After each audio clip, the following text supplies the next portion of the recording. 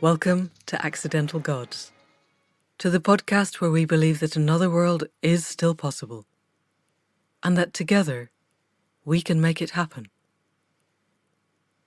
I'm Amanda Scott, and I spent the first series of this podcast laying out the basic toolkit that we think is essential to making conscious evolution a possibility or even a probability. Now in this second series, we've been seeking out the people who are using these tools, people with the experience and depth of practice to lead us to a future where humanity and the planet both flourish. With that in mind, my guest today is Sarah Schlote, returning for part 2 of our conversation. Sarah's a psychotherapist and somatic experiencing practitioner from Canada who specializes in integrating somatic experiencing and trauma neuroscience in horses and in people. She has a quite extraordinary depth of knowledge and experience of both the theory and practice of what makes us tick. And she has the ability to explain what she knows clearly, and yet with such humanity and compassion that I find her work totally compelling. Our first podcast together was number 21. If you haven't listened to it, you might want to check it out. That's where we dive deep into the structural theories behind what makes us tick. The somatic experiencing theory, the polyvagal theory, how our bodies respond to trauma or to triggers in the environment, why we do the things we do. At the end of that podcast, we had just reached the understanding of our own co-regulation and dysregulation, the impact on us individually and socially of lockdown. And it felt as if we could easily devote another whole podcast to the ways that each of us could apply this, to finding out how we can help us regulate ourselves and each other in this really strange time that might yet become the new normal. So that's what we did. We recorded another podcast looking at the ways we can help ourselves to feel safe on our own, in our close relationships, and in the strange outer and inner online world that is so much of what we do. So people of the podcast, please welcome for the second time, Sarah Schlote.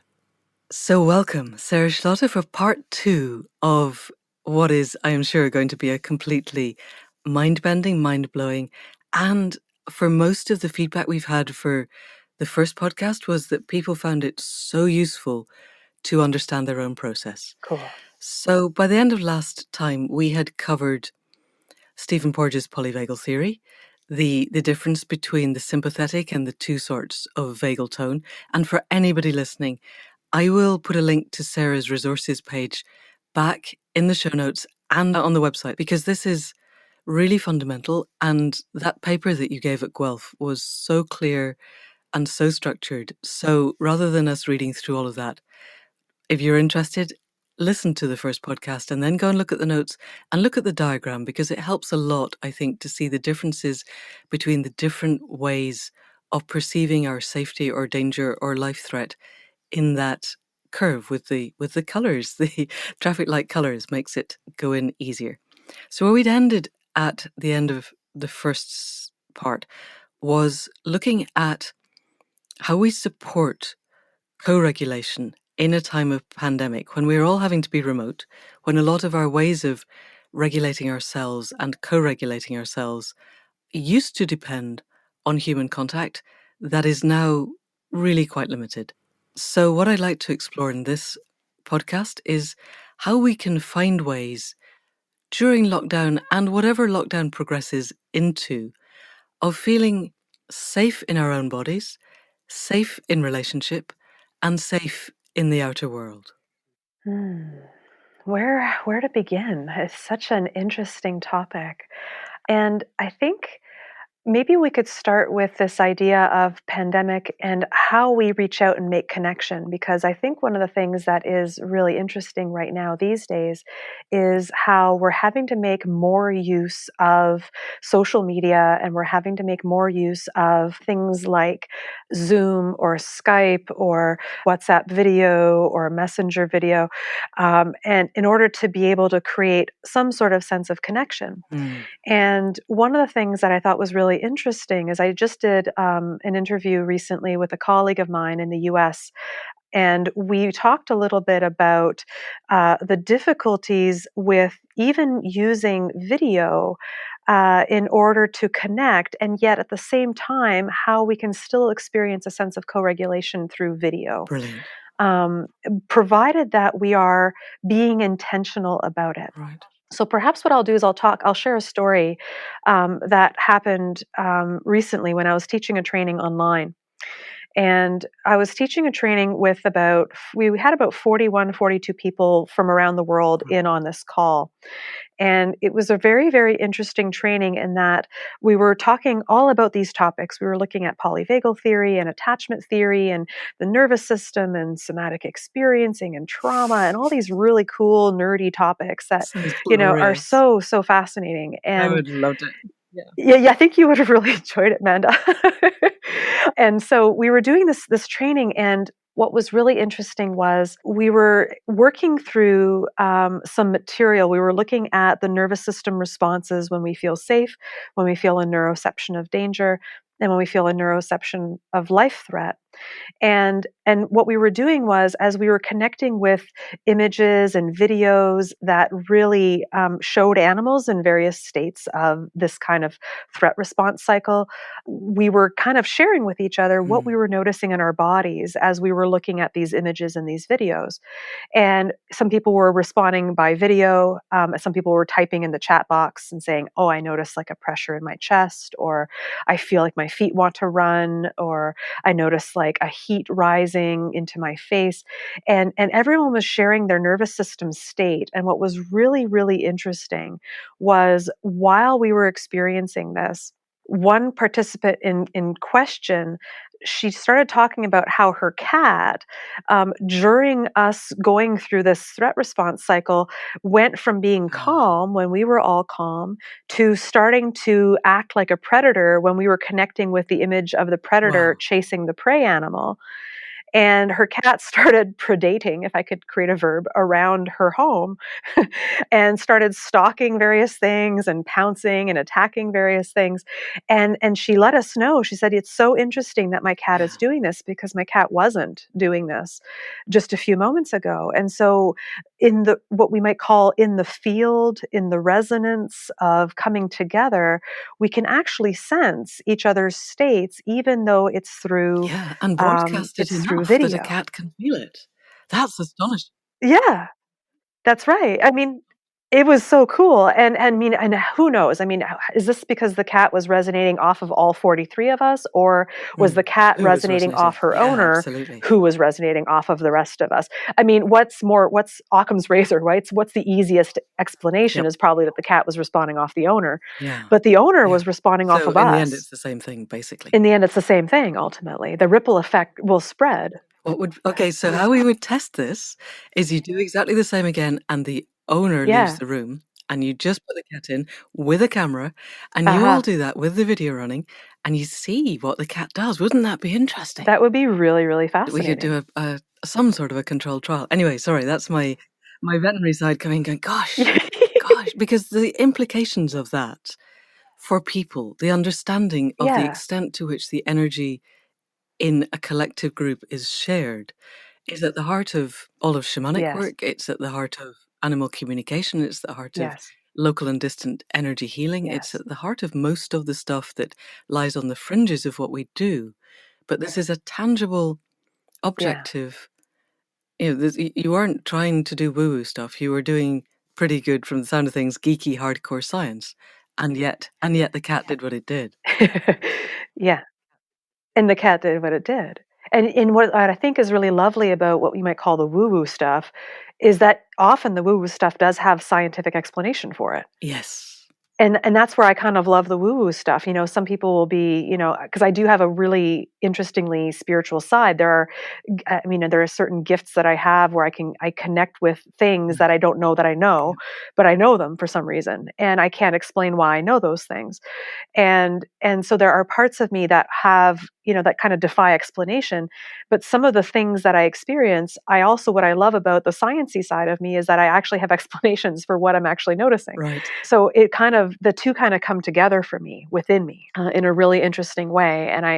And so during that training that we had a few weeks ago, that happened in a really profound way. And then later I was talking with a colleague of mine, and as we were talking about that, I was in my office and no animals around, and she was at her place and she has animals in her yard.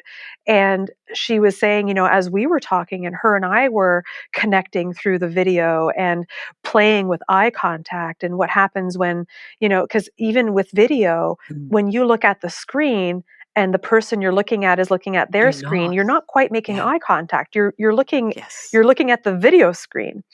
And so we kind of played with it a little bit. And I said, okay, so let's try something.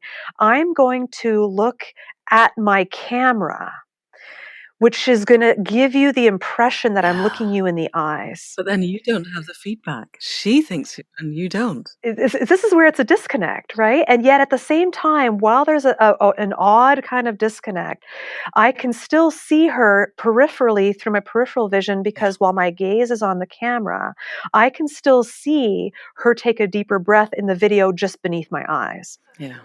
right? So there's a little bit of awareness, right, of her states shifting, because I can visually see her body size and her body posture change, even if I'm looking through the video itself, like the Right. camera itself. So I positioned her screen, her little capture, just below my video. And I said, I'm going to switch my eyes up to looking into the camera, which is going to give you the illusion that I'm looking you in the eyes, but it is kind of like that. But except I don't see you Yeah. seeing me seeing you. And so we tried it, and it was so fascinating because she felt such a different state in her Mm. nervous system, knowing that, having that impression of me looking at her, and knowing that I could still at least see her body response in the Right. periphery shift. And she tracked her state and was telling me, as you're looking at me through the camera and I see your eyes look at my eyes, even though it's a little artificial, I can sense something calming in my Oh body. my goodness. I can sense something changing inside of me, because I'm getting that face-to-face contact that in the polyvagal theory is so And it's important. eye-to-eye contact, because you get quite good face-to-face contact with Zoom these days, but not eye-to-eye. So the We eye-to-eye makes a do, difference. not eye to eye. It makes a huge difference. Yeah. So I'm thinking there's kind of two separate sets of Zoom calls that we do at the moment. There's the one-to-one, and then there's the Yeah. one-to-many. Yes. And with the one-to-one, I have been staying quite close to the screen, where there's quite a big angle from looking at the screen where I'm looking at your eyes, but not looking you in the eye, Mm-hmm. to looking up at the camera. But when I'm doing one-to-many, I've been moving a foot or so back, so the angle is much less. Because Yeah. when I have to talk to large crowds, I tend to pick half a dozen people in the audience and make eye contact with them serially, because it feels like, Yeah. Yeah. then I have eye contact, and I feel if I have eye contact, then the audience feels that they have eye contact with me, even if they're not the one I'm looking at. Yes. So the Yes. theory would be, my theory has been up till now, that by making the angle shallower, I'm having to look at the screen Yes. because I'm looking at slides or something, then it Yeah. feels more like I'm making eye contact. So from what you're saying, Yes. that but then you're smaller because you're further back from the. You can't be close in and have a shallow angle. You have to have one or the other. Correct. So do we think in general that it matters more to be close so that the nuances of our face are readily visible, or to be further away so that eye contact feels real? And that's so interesting. I mean, I can speak to the benefits of both, Mm. because when we did the training, we had a moment where we decided to put ourselves on gallery view, those who wanted to, because here's the Yeah. thing, eye contact is not comfortable for everyone. So I'm going to come back Okay. around to that later.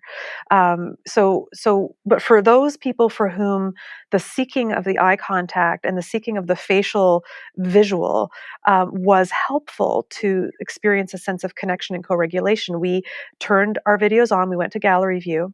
And some people just showed their names because we were in Zoom. And so you could see their names. So they could see us seeing each other, but they didn't want to be seen. And there's something really potent about being able to choose that.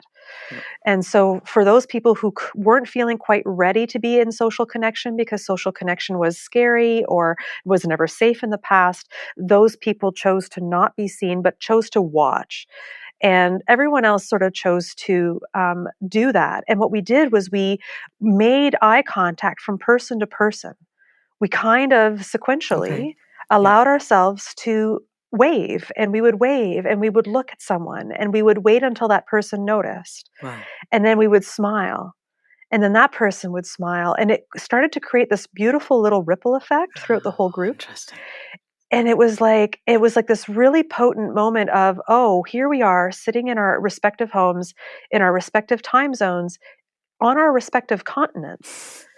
Right. Right. And yet here we are sharing this interesting space where we are sensing each other. Right. And because the videos were, of course, much smaller because we had more videos on the screen, um, the angle, it was interesting. Although the angles, were varying, the gallery view made everything smaller. And so we were able to kind of have that experience of looking at each other. And like, I remember at one point I made a smile looking at someone, and that person, we didn't quite have the eye gaze correct, but we were looking at each other and she smiled back. Right. And so even though the eye connection wasn't there, there was still a face-to-face connection and an experience of recognition. Yep. And the pinging between my grin and her grin, and then the noticing of each other's grins as we noticed each other. And then what we did was we paid really close attention to what changes inside the body when we had those moments. Right. And then people would share, it's like, I'm noticing a settling, or I'm noticing a warmth, or I feel more connected to all of you, or I feel more settled on my chair, or, and all this Yeah. kind of stuff. So while it's not quite the same, and I think obviously having the eye to eye contact adds a whole other layer to it, there was still something to be said for the not so perfect eye contact, but still being able to respond to each other and have that sense of being seen, even if it was like 90% seeing Yeah. as opposed to 100% dead on. So if we're going to be working in groups, then that's a really good way to start to help to build that sense of group cohesion that usually happens over the Yeah. coffee before the group even Yes. starts. Because that's the thing that people are Yes. missing most, I think, is that sense of the combined sense of unity that happens in the breaks between the actual work. Yes. And we don't have that, but that would be a way to recreate that. And it was so potent because the whole week was so, I felt so connected to everyone, like as if they were there with me. Right. And by the end of the week, we all were like, oh, I'm so sorry that we're not going to get to continue tomorrow. Like at the end of our 5 days Right. together, it was actually kind of sad, that we were having to, say goodbye.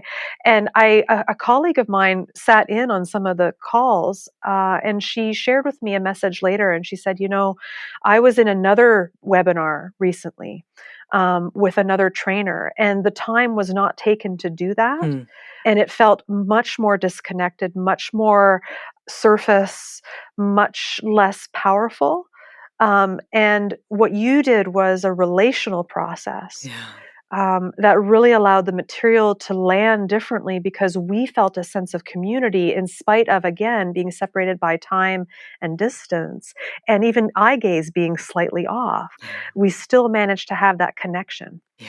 And there's something about acknowledging the difficulties, and then I'm picturing that smile across continents between you and the other person. Mm, It's something about a social agreement that we make yeah, that has those moments of private connection yeah, that need to be allowed to happen. That certainly for me would help me to feel safe in a yeah, group. That sense of it being okay to be seen and it being okay to see, Yes. and that this isn't the kind of thing that happens when you're telling your story in a circle or whatever it is that people do in Mm, the circles. So that's because I'm thinking we don't know where this is going. I was having a mm, conversation with a financial person recently, mm. earlier today, and he said the only thing we know about next year is it's going to be called 2021. After that, the rest is guesswork.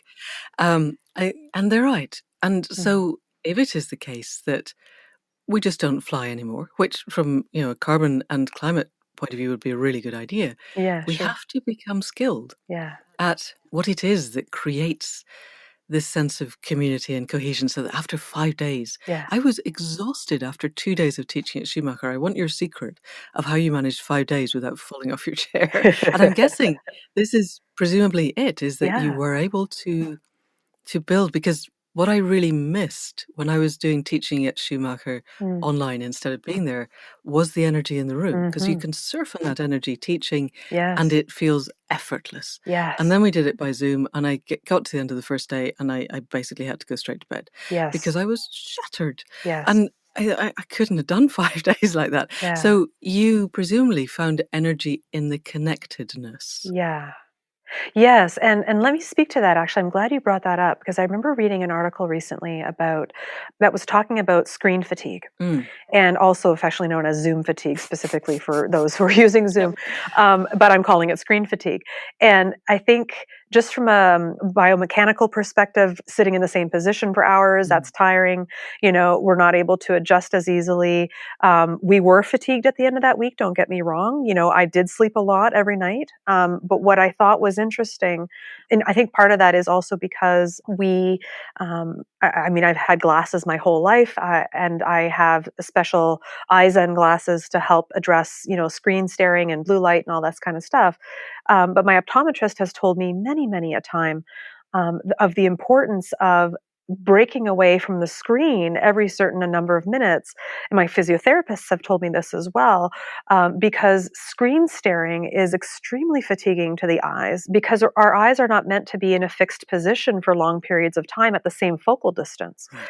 And so that can start to create fatigue also. And interestingly, the articles I keep reading about screen fatigue don't really talk about that. Hmm. And I'm sitting here going, I'm not an optometrist, but my optometrist and my physiotherapist have told me plenty of times about screen fatigue and eye fatigue and eyewear. Right. And so I know that there's that portion as well.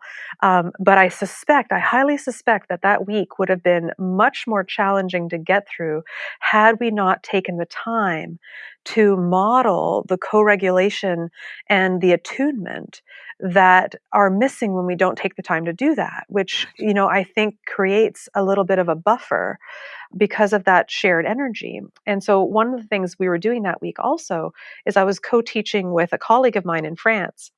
And so, her and I were on separate continents and we were co teaching this workshop. And what was really interesting is that as part of the modeling, because we were teaching co-facilitation and therapeutic, interaction and working with horses and humans together and all this kind of great stuff. And her and I have been very, very connected. We're good friends. And what we did in the training also is we would take time to share our process individually in our interactions with the group, of how we came to develop safety with one another. And Right. by modeling that by video, basically, because we've been doing this by WhatsApp, I mean, we would send audio recordings to each other where we share our process in not in real time. Hmm. And so I will share about what's going on for me and say, as I'm talking about this, I'm noticing a pressure in my chest, and and as I'm tracking that pressure, I'm imagining you listening to this recording, when you're going to have a chance to, and knowing that you're going to listen, allows something to move through my body differently. Wow. And this kind of virtual connection with other. And then we would do it in person during the video where, I would talk about how, her and I got connected and how the process of building safety in our relationship as colleagues and now as friends took time. It took taking a risk, sharing a little bit about myself, being vulnerable, and then the feelings of vulnerability, and then her receiving that and saying, as I heard you be vulnerable, I really felt something lift in my body, or I felt something open in my chest, and something shifted inside me as I heard you take the risk to be vulnerable with me. Right. And we did that kind of modeling where in the real time of us discussing our co-facilitation relationship, our friendship, the group of students, that allowed them to settle because they were seeing how we were establishing safety within our relationship through our social engagement systems. And when our ventral vagus was online, when we were pinging off of each other and our heart rates were slowing and our bodies felt safer, the whole group felt the co-facilitator and I be in sync. And that created a ripple effect. And it was so powerful. And so that energy, I suspect, is perhaps what allowed the group to feel energized in spite of the fact it was a long week, because it was Right. long. I mean, we did 4 hours every day. Wow. And so, but by the end of the week, everyone was like, wow, you sure we can't continue? Can we do another day tomorrow?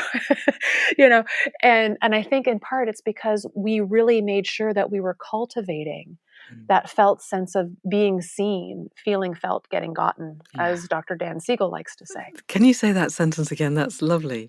Being seen and Yeah, getting gotten. being seen. Yeah, being seen, feeling felt, and getting gotten. Felt and getting gotten. That's going to be the title. Yeah. Fantastic. And I'm wondering what the mechanism, because the idea of mirror neurons is leaping around in my head, but it feels to me that Mm. there's something else going on that's more energetic, that mirror neurons are just too hardcore neurophysiology, that there must be something else happening. Have you any idea of what is going Well, on?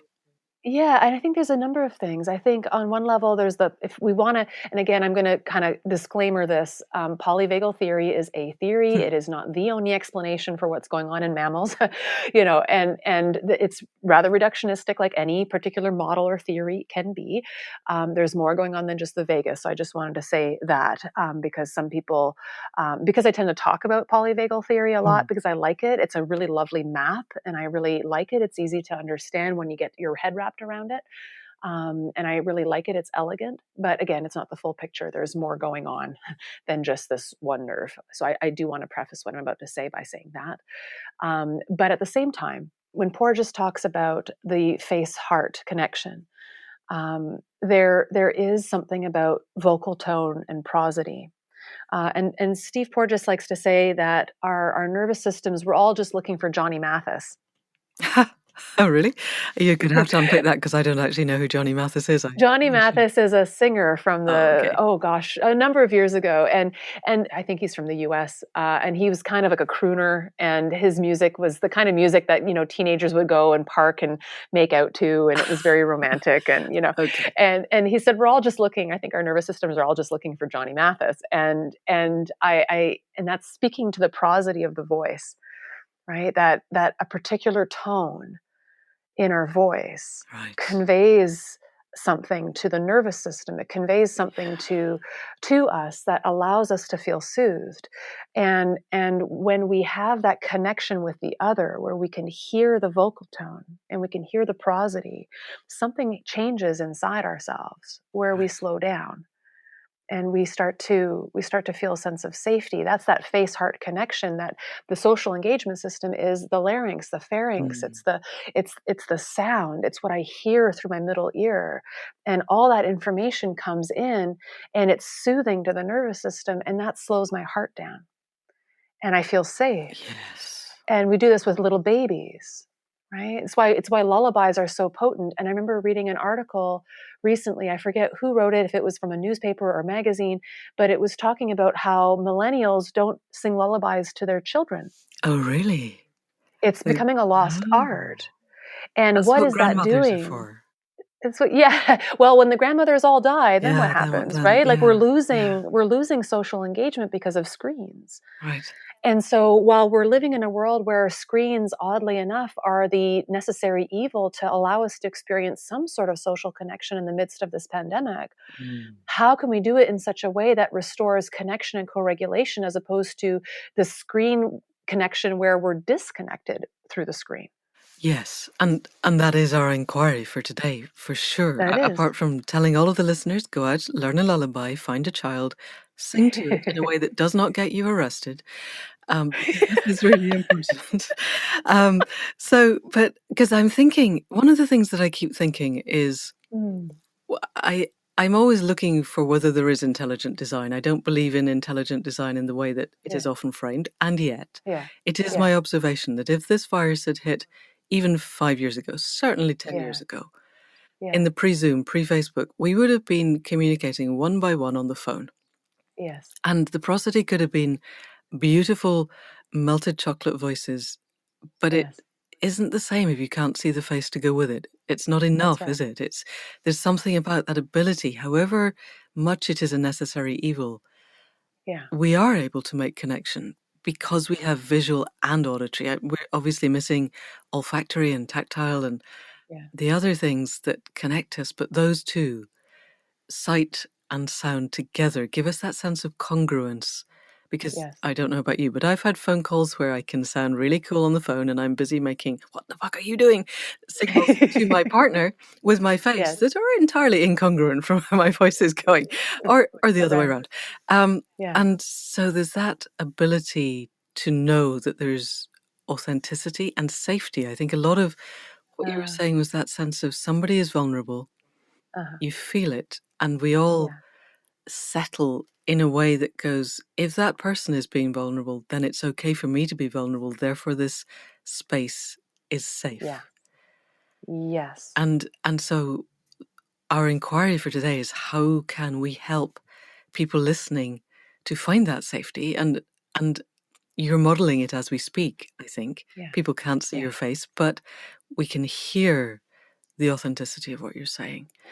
So That's it. we need the congruence, we need the courage to be vulnerable with each other Yeah. when it is appropriate, which, there's going Yes. to be different kinds of meetings.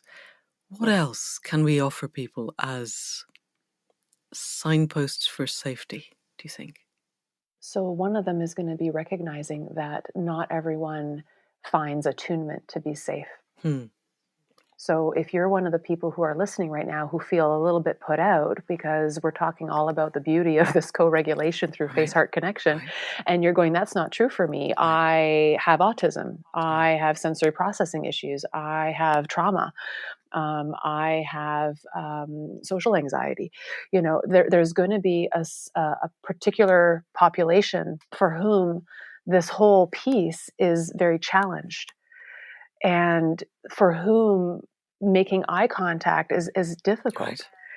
and where there has been a forcing of social engagement on individuals who cannot do it easily, or for whom social engagement does not feel safe, for many reasons, where the forced facial connection actually feels more unsafe. Right. And what's more safe is, can we sit side by side, not look at each other, look forward in the same direction, and hear each other's voice? I mean, sometimes that's what's safer. It isn't the eye contact for some individuals. It's like there's some people for whom they can't do eye contact, but they are great at having conversations sitting side by side in a car Right. going for a drive. Okay, so for those people, the Zoom facility to just not have audio and just put up a picture of a flower Right. for Yes. yourself, then gives you that safety because then you can just cut back to audio. But if you are with someone who's comfortable with audio, you can watch their face if you want to, You're but you right. don't Or have you to. can also play with this as well. Like one of the things we do in somatic experiencing is, and I like to do in somatic experiencing, is working with titrating access to the face. Like, how far away does your gaze need to be from my gaze Mm, before you start to feel settled and comfortable? right, Is it 2 inches? Like, how far from your eyes, how far from my eyes do your eyes need to be where you feel a sense of settling? So is it right. like dead on, or is it just a couple of inches off, to the side, to the left, right, up, down? Like, and then finding that sweet spot where, as you bring your gaze in or your gaze away, where you kind of settle, and then finding that sweet spot, and that's as close as you can get, Okay, and that's where we start. right. Is like, okay, so maybe we can't do eye to eye, but maybe I can have And for some people also, there's people who have body dysmorphia, for instance, who believe that they are hideous or too large or too small or whatever, and whose perception of their bodies does not match reality, so to speak, right? Their Right. sense of Sure. themselves does not So quite they don't match want to what's be looked at. they don't want to be looked at. But it's like, okay, but maybe they can tolerate having the video camera on their hand, Okay. Yeah. and just their hand is in view. And what's Right. that like, knowing that I see your hand? And then can we just be with that? Okay. And then what happens on the inside, it's not just the tone of voice, but it's the, so as my hand is, or as your hand is in view, and as you know that I can see your hand through my peripheral vision, what happens inside? What's that like for you? What sensations are there? And then let's track through what Peter Levine calls the pendulation. There's an activation and there's a deactivation. Can we Mm. just track the rise and the fall of the activation around just having maybe my pinky being seen? Right. And then we just pause there. Okay. And then what's that like?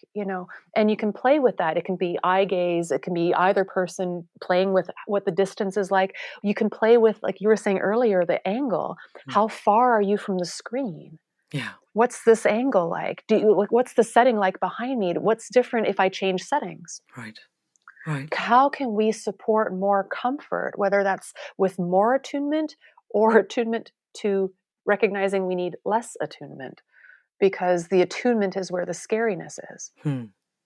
And this is in a one-to-one, and I'm wondering, first of all, Yeah. I'm feeling extremely guilty about some of the webinars and Zoom calls that I've held where I've put people into breakout rooms and gone, okay, go and chat together, and wondering Yeah. that that would have Yeah. been better if I'd said, and if you want to switch your video off, that's completely fine. Or if you Yeah. want to angle your computer away so that, we're Yeah. seeing your chin, that's fine. And Yes. then Right. presumably this must, like everything else, well, you said it pendulates, that Yeah. just because yesterday it was okay to make some eye contact doesn't mean that today or tomorrow will be the same. Correct.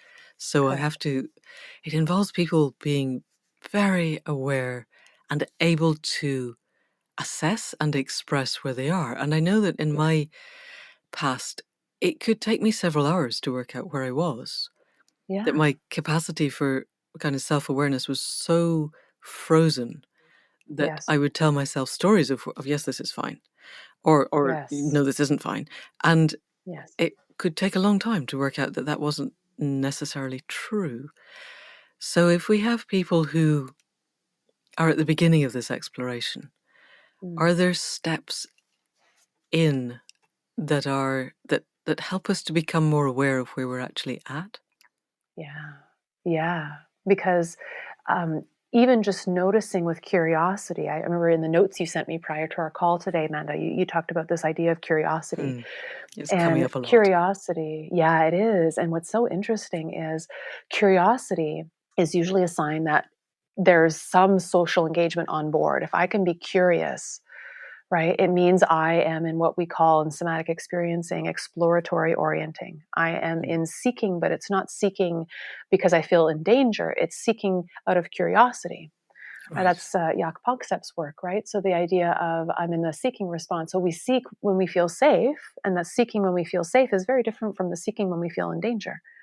And it requires that we feel safe. So we're in a kind of a Yeah, circle of, I wish to feel safe, therefore I'm going to be curious about what's happening in my yeah. sense of unsafety, but I need a foothold on safety in order for my curiosity to be joyful curiosity rather than I need to find somewhere to hide curiosity.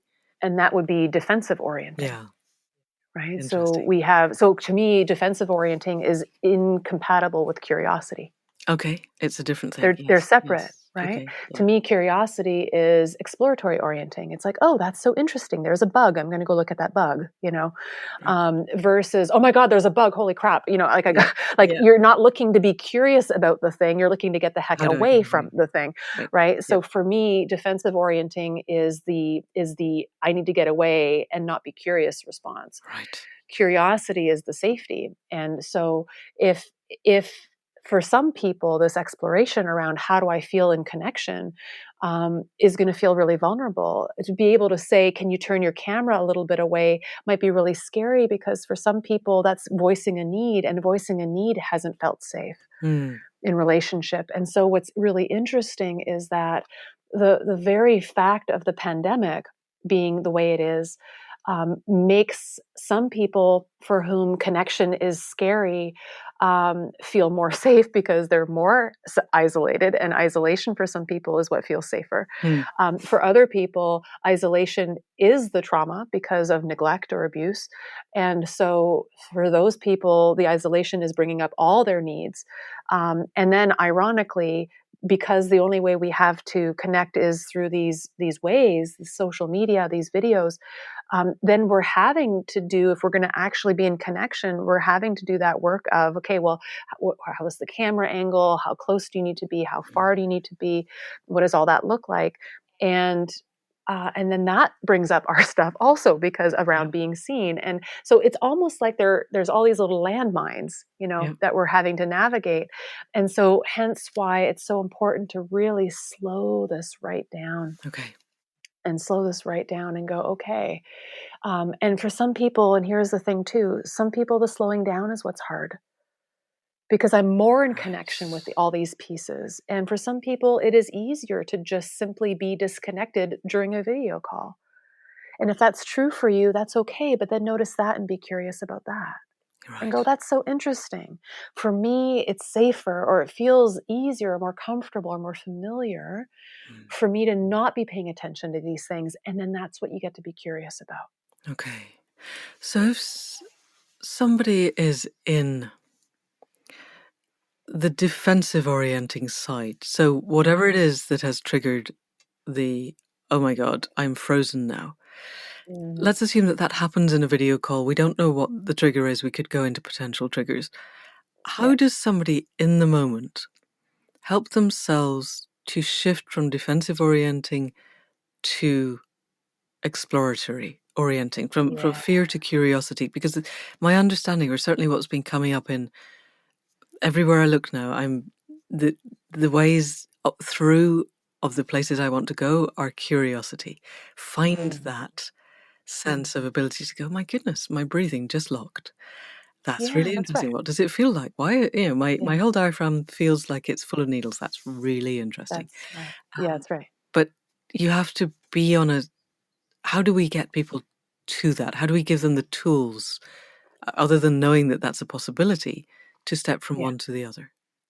So some people will find this easier than others. And for some people, we need to back way the heck off and help them learn to recognize that they are uncomfortable with something Okay. and start there. Right? Because this kind of practice, I mean, one thing I might recommend is for people to look into finding someone who's trained in somatic Mm. experiencing to do some video sessions and to work on some of these pieces. I mean, there are practitioners all around the world. Most of us are doing Yeah. remote work right now. And that's the thing, we Um, can do it across yeah, continents now. It's totally. because It's there's not beautiful. that many somatic experiencing people in the UK yet, but yeah, There's there are some. some, There are yeah. some. It's coming. Yeah, Yeah, it's coming, and they do. I think they do SE trainings in they the do. UK. My Yeah, therapist was an SE therapist, amazingly enough. So yeah, lovely. there are some. Yeah, yeah. So it is out there, but you can work with anyone regardless. I mean, people are working with people around the world. So, you can look into, not every practitioner does, but many do. And so, one thing I would suggest is if that is of interest to you, certainly look into that because it'll be easier to do it with another nervous system Hmm. who can help titrate it and do it with you. Peter Levine often says, no one can do this for us, but we can't do it alone. Right. Right. And so having another nervous system there as a guide to help us go in and out of what's scary can show us that we can go in and out of what's scary and be okay and get through it and not override, Right. right? But actually be with some of those pendulations of activation and deactivation. And so that's one thing I usually suggest is, hey, look into that. Another thing will be if you notice yourself in defensive orienting, which is sometimes hard to notice because we get caught up in it that we don't even know that we're in it, Hmm. because we're so used to that Right. urgency, that survival drive. So it feels like a If default and normal, and therefore we think Yeah, this is the way the world is. that is right. Yeah. And what's interesting is our state determines the story that we have about the world. So if we are in a constantly defensive survival state of a neuroception of danger, my narrative is going to reflect that. People are unsafe, the world's on fire, everything is bad, yada, yada, yada. I'm not saying that that's not true on some level, but it almost becomes all encompassing, where we don't see the cues of safety. We don't notice the Johnny Mathis voices, right? Right? We don't. We lose sight of that. And so if you're finding, one of the telltale signs I notice in people who are in defensive orienting is that their eyes are darting everywhere, but they're not really looking. Right. Right? They're talking, but they're not really present. They're looking around, but they're not really seeing. Right. They're just in that frantic kind of urgent energy. And if you can step back and go, hey, I notice that you're looking around a lot. I notice that your eyes are all over the place and you can't seem to settle. I wonder what would happen if you were to just simply slow that movement down to like a quarter of the speed and allow your ears to lead. Like if you were to look in one direction, allow your ear to lead and your eyes were to follow your ear. Right. And you were to just look at a little bit more slowly. And then And that notice your what you eyes stay notice. still in your head. I'm just trying it as you're speaking. If I Yeah, move my ear, then my eyes go in a they smooth follow. arc round. Right. That's Yeah. right. And you let your eyes follow your ears. And as you do that, exhale. Do a long, slow exhale as you're doing that. And then do the other direction. And you can look in different angles, up and down. But notice what's different when you slow down the looking. Right. What's different in what you see, in the story you're experiencing inside. Like what starts to shift when you slow down the defensive orienting, even to half the speed that you're used to. Right. Mm-hmm. And that movement then becomes very like Castaneda's, gosh, the word's gone, deconstruction movement. No, it'll come back to me. There was years back from Carlos Castaneda, there was a whole system which just basically involved turning your head very slowly while exhaling from side to side and back again. Yeah. Yeah. Interesting. Right. Yeah. Thank you. Okay. So that's one piece. That's one piece. Yeah. Mm-hmm. And so I'm looking through my notes, so one of the things we wanted to talk about was, and we've begun to touch on it, that for some people being still, the idea of lying down to meditate or lying down in Shavasana pose for yoga, or even sitting still to be part of a group, the very stillness itself is threatening. Yes. So if that's the case, I mean, obviously we move, but how do people, if we want to do contemplative practice, Yes. which generally speaking involves some stillness at some point, how do we walk people into that so that we're not triggering? First of all, can we look at why stillness can often be unsafe or can sometimes be unsafe, and then how to make it safe? Absolutely. In somatic experiencing, we talk about coupling dynamics. So I'll try to do that justice in the 10, 15 minutes that we have left. Yep. So we talk about coupling dynamics, and what that essentially means is something becomes overly associated with something else, or something becomes unassociated with something else when they actually should be in connection. So an example would be, whenever I go to lie down, I start to feel terror. Right. Normally, when I go to lie down, I shouldn't feel terror. I should be able to lie down. Right. Okay. Yeah. Right. Yes. Right. So that would be overcoupling. Right. And usually when there's overcoupling, there's also something that's undercoupled, as in something that should be present that's missing from that equation. Right. And what can be present or absent, Peter Levine likes to call SIBAM. So SIBAM is an acronym that stands for sensations, images, behaviors, affect, in other words, emotion, and meaning, which is thoughts, beliefs, etc. Okay. And these things can either be present or not present. And so we talked about blended states, I think, last time. Porges talks about blended states, and he talks about immobility without fear, which is we get the experience, our first experiences of immobility without fear are when we are feeling felt and getting gotten and being held in a safe relationship where there's attunement and co-regulation, and the caregiver is reliable enough, not perfect, but reliable enough that there's repair when there's a mistake in attunement, that we do all these things. And we are able to settle in the presence of another And then that allows me to settle and feel safe. And then we have immobility without fear, where I can Right. rest, I can nurse, I can relax, I can sleep in the presence of another, and it feels okay because I learned that the presence of another is okay and that my needs will be met. Okay. And so I can slow down enough and feel safe in the slowing down.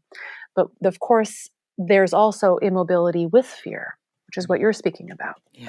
And both Peter Levine and Steve Porges both talk about this idea of immobility with fear, which is when I start to slow down, I start to notice terror.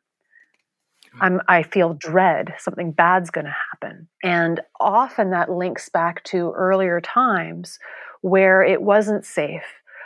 When I felt unsafe, no one came, and the only option I had was to go into shutdown Hmm.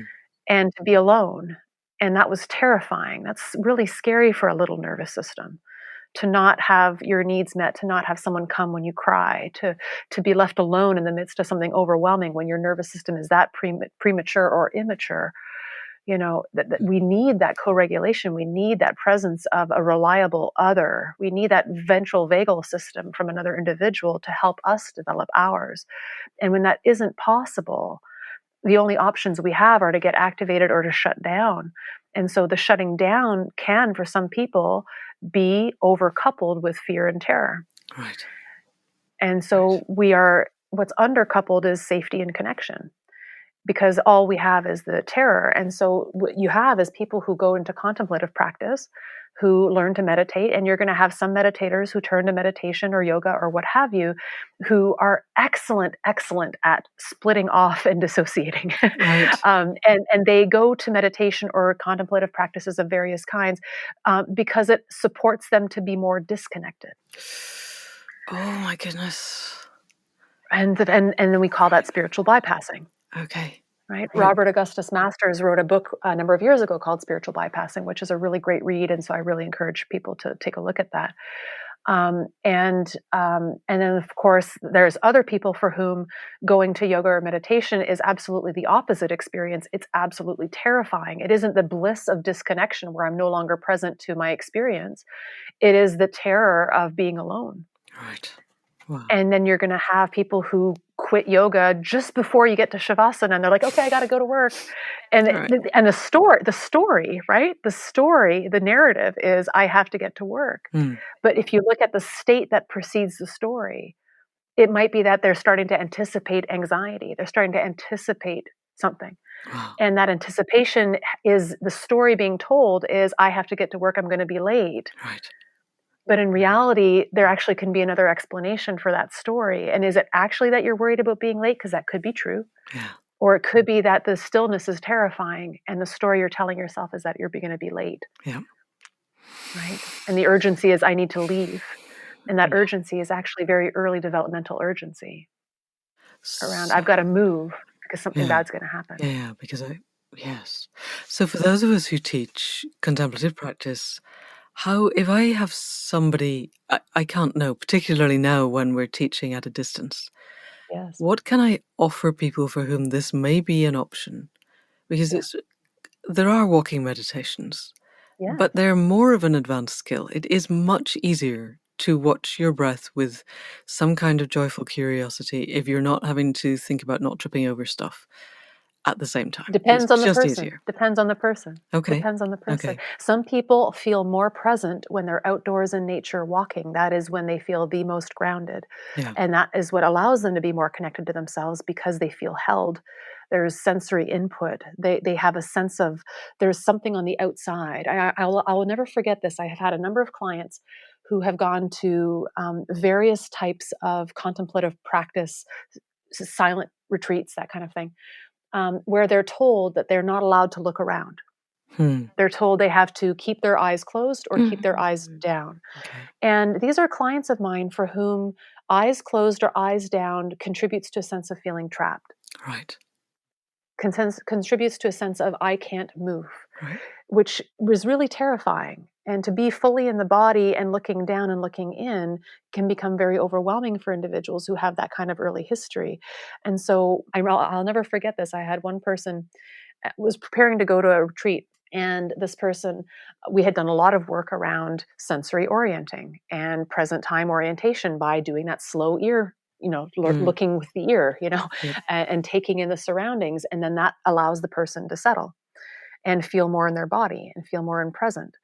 And that person did really well with that kind of practice. And that's what allowed them to cue in, and went to this silent retreat and was told not to do that, that was distraction. Right. And they were forced to, be in a little isolation chamber and not look at each other. And there wasn't that sense of co-regulation. I mean, when you go to these group classes, you're supposed to all look ahead and no one's supposed to look at each other. And so that beautiful practice I talked about earlier today, where on the video call, we all took time to orient to each other's faces for those for whom it felt comfortable, right? And we oriented to the sense of the connection in the space. Everyone settled. Right. And there was a sense of, and even for those who couldn't look directly head on, to whatever degree they were able to tap into the sense that we were all there together, there was something about that was okay-ish. Okay. And something shifted. And I think to myself, okay, if we're going to be teaching contemplative practice, and that's what we're returning to in the midst of this pandemic for resourcing, for grounding, and so on, can we also allow space for whatever is needed to be done to help resource ourselves in the midst of that? Because for some people, the stillness is the center of what Peter Levine calls the trauma vortex. And what we know from somatic experiencing is we need to titrate into that to build the window of tolerance for it. So what resources are available to allow me to dip into that trauma vortex without losing myself? And if that resource is, I'm going to allow my eyes to be open and look around. Yep. While everyone else is in Shavasana, I'm going to allow myself to sit up and put a blanket around my back, and I'm going to allow myself to look around the room and lead with my ears. Okay. And listen to the music. Yeah. And if sitting and having the bolster against my chest gives me a felt sense of pressure, which is proprioception, which allows me to feel a sense of containment, and that allows me to find stillness and safety in stillness, then by all means do it. Yeah. Because that's what's going to allow you to have that moment. And that's your first step into titrating into stillness not being unsafe, perhaps. Right. What resources are needed to allow you to let go? We only let go when we feel held. Okay. Yep. And then if people find it easier in their own practice to be out in the world, which a lot of us do, and if you have an out in the world you can get to safely, that isn't, likely to be queued up with muggers, but is a place where you can be safe, then that can titrate in also. Yeah. What's it like to be present to what's around?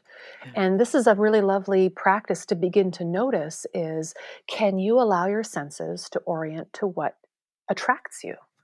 Yeah. What is pleasurable, and can you orient to that? Now that's going to bring up some stuff for some people because they weren't allowed to experience pleasure, or good things never lasted, and so the thought of connecting to something good brings up stuff again. This is where titrated small little bits, right? Takes time, right? Every nervous system is different. For all your listeners, you're going to have 80,000 people who are going to have 80,000 different responses to what I'm saying. And so it's so important to have a guide to help you with this. If you're finding this difficult to do by yourself, you do not have to do this alone. Right. And if it's safer to try it alone for now, then absolutely. Like, notice what you're drawn to when you go for a walk. What allows you to feel in connection? Are you walking disconnectedly? Are you in defensive orienting as you're walking? Are you completely not oriented at all? Or are you waking up your ventral vagus by allowing yourself to take in what you find pleasurable? What colors do your eyes like? What sounds do your ears like? What happens if you walk towards the flower on the side of the road? What happens if you then, when you notice the flower, you feel the sunlight on your right cheek and you walk in the direction of the sunlight, and then what happens? We're using our exploratory orienting to wake up the ventral vagus, which wakes up the social engagement system, which is kind of like self-regulation. Right. It slows the heart down. Yes. If being with people is too much, can you do it by being in connection with nature and really attuning through curiosity? Yeah. Because that's utilizing the same parts of the social engagement system as social connection. Oh, we could be just about to open up a whole new hour. We can't because there isn't time, but that one day we're going to go back to that phrase of opening up the social engagement system. Yeah. Yeah, but for here for now, because I am very aware of the time, I think that's such a good place to stop. And Cool. I'm going back to your notes on Guelph, and right at the bottom, the Guelph presentation, you wrote, "The feeling of safety is the treatment."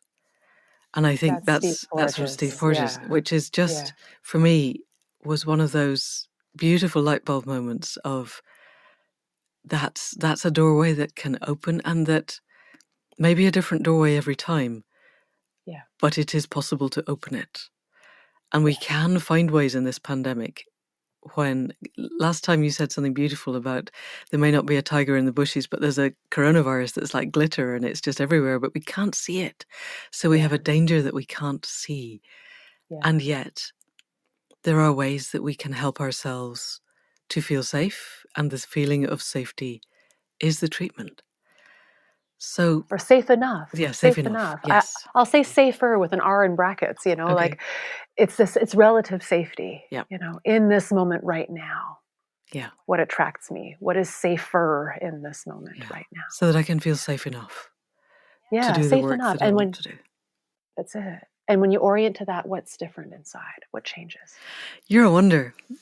I think we need to be done because time. Thank you Yes. so much for this, Sarah. I am You're welcome. so grateful. And when you do one of these 5-day courses, I'm going to find a way to go on it sneakily, however sneakily, because it sounds really exciting and We're running inspiring. them again. We're running them again. Okay, Yeah, I we've will got check new that out. sets of dates for July, August, and October. So Okay, and do you want to yeah, tell everybody where to look for those? That's on your website? yeah.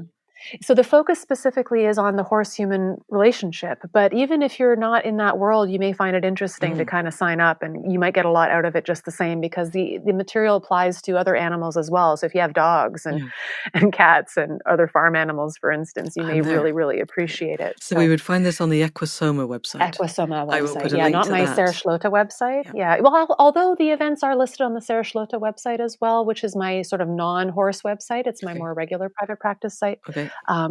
Either way, you'll find it, but equisoma.com is the one where you'll find more specific details about the program. Yay, I am heading there now. Fantastic. And I will put both of those in the show notes.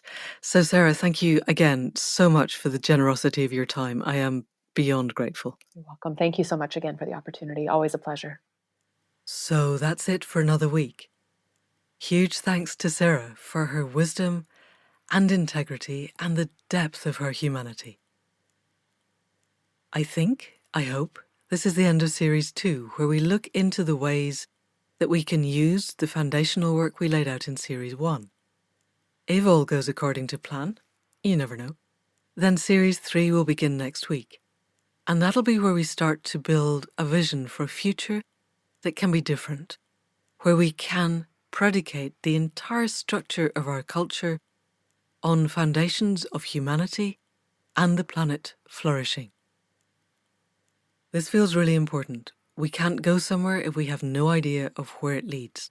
So I want to start building visions of different ways, hopefully integrated different ways, that we can build our way to a different future.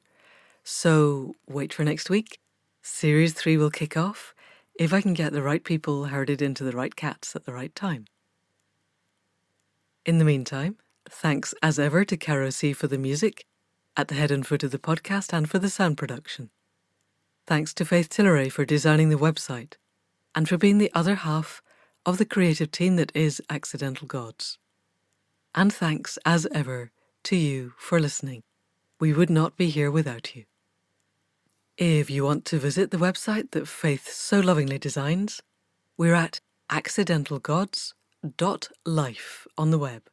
That's where you find the show notes to this and the other podcasts, the blog, the transcripts, and the Accidental Gods membership program, with a structured training designed to bring us all to the point where we can take our place in the web of life with integrity, authenticity, and grounding, and that way head towards conscious evolution.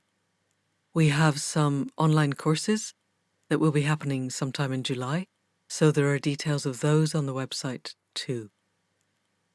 So if you know of anybody else who would like to be active in bringing about the more beautiful world that our hearts know is possible, do send them the link to the website or to this podcast. That's it for now. See you next week. Thank you, and goodbye.